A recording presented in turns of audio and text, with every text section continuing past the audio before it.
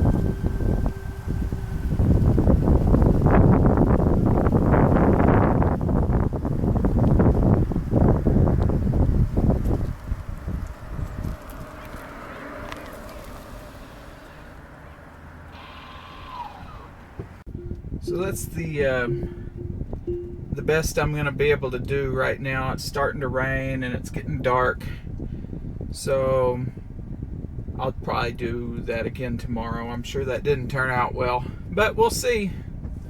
Oh, the automatic wipers came on. Wow, I heard those weren't the best, but it actually did a very good job on the first wipe. Yay, updates. So one thing I just now noticed that's kind of concerning to me is the backup camera is really glitchy and it's skippy. I don't know how to describe it, but the picture will freeze for 1-2 seconds and then it'll go for a little bit and then freeze and stutter. And also, right now, I cannot open my trunk. I'm in park. I can open the charge port. I can open the front trunk, but the rear trunk will not open. So something's kind of going on there.